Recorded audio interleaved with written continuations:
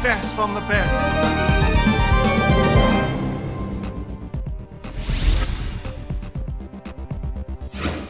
De Curaçaose minister van Justitie, Shelton Hato, heeft gisteren, na afloop van het vierlandenoverleg van ministers van Justitie van het Koninkrijk, aangegeven dat er meer aandacht komt voor jongeren die al lange tijd op de eilanden leven, maar ongedocumenteerd zijn. Hiervoor is een werkgroep opgericht met mensen van de verschillende ministeries van Curaçao, Aruba, Sint Maarten en Nederland. De bedoeling is dat er daadwerkelijk een regeling komt voor jongeren die al lang op de eilanden wonen, maar nog steeds niet de juiste papieren hebben. Nina Ansari, bekend advocaat in Amerika en dochter van Houssang Ansari, is een zaak begonnen tegen de Centrale Bank van Curaçao en Sint Maarten. Houssang Ansari, als grote man achter Parman International BV, is al jarenlang verwikkeld in een juridische strijd met de Centrale Bank. Volgens Nina Ansari gaat het om oneigenlijke onteigening. Dat betekent dat haar vader niet meer de rechten heeft over Parman International BV, die hij wel zou moeten hebben, en ze zegt dat de Centrale Bank daarachter zit.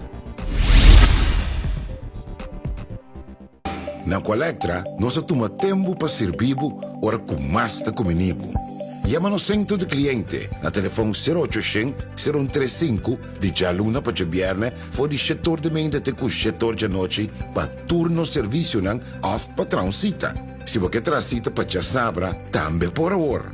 Por escolher para trabalhar riba aqualectra.com e aproveitar a mesura, põe o documento na cerca para visita cerca nós vai mais fácil.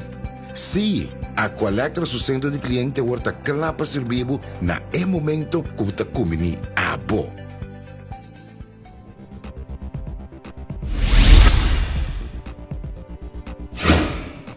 De Curaçaose minister Shelton Hato, die vorige week op bezoek was in Amerika, laat nu weten dat hij de bevestiging heeft gekregen van het Department of Justice dat er $30 miljoen terugbetaald zal worden aan Curaçao.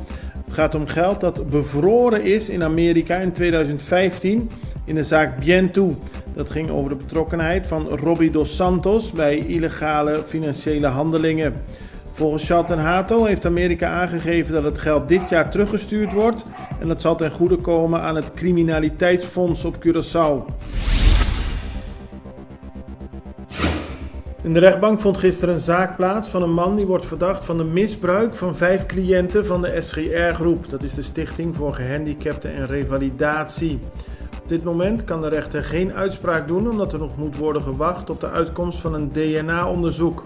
De man wordt ervan verdacht met 5 cliënten misbruik te hebben gepleegd. Curaçao Winery heeft een zaak gewonnen tegen Curaçao Airport Holding. In 2014 startte Roelof en Ilse Visser een wijnplantage bij Landhuis Hato na de luchthaven. Een jaar later zette Curaçao Airport Holding dit project stop. Inmiddels is de winery vertrokken naar Aruba, maar volgens de rechter, na een jarenlange zaak, heeft Curaçao Airport Holding onjuist gehandeld tegenover de Curaçao Winery. Daarom moet de holding de kosten betalen die het echtpaar heeft moeten maken om het terrein schoon te maken en te vertrekken. Al enige tijd wordt er gesproken over mogelijke vervalsingen van papieren die worden gebruikt bij de onderhandelingen over de nieuwe raffinaderij. Parlementariër Renox Kalmes heeft aan het Openbaar Ministerie gisteren gevraagd om daar onderzoek naar te doen. Eerder deze week vroeg hij al aan minister-president Gilmar Pisas om inzage hierin, maar dat wilde Pisas niet geven. Volgens Kalmes moet worden onderzocht of er daadwerkelijk sprake is van vervalsingen tijdens de onderhandelingen. Gabriela Dos Santos wist afgelopen weekend de 5e plaats te bereiken in de Miss Universe verkiezingen in Amerika. Gisteren kwam ze aan op Curaçao en ze werd hartelijk ontvangen door vrienden en familie. Ook de directeur van het Curaçao Toerismebureau was aanwezig. Aanstaande zondag vindt er een speciale parade plaats om Gabriela te eren met het mooie resultaat.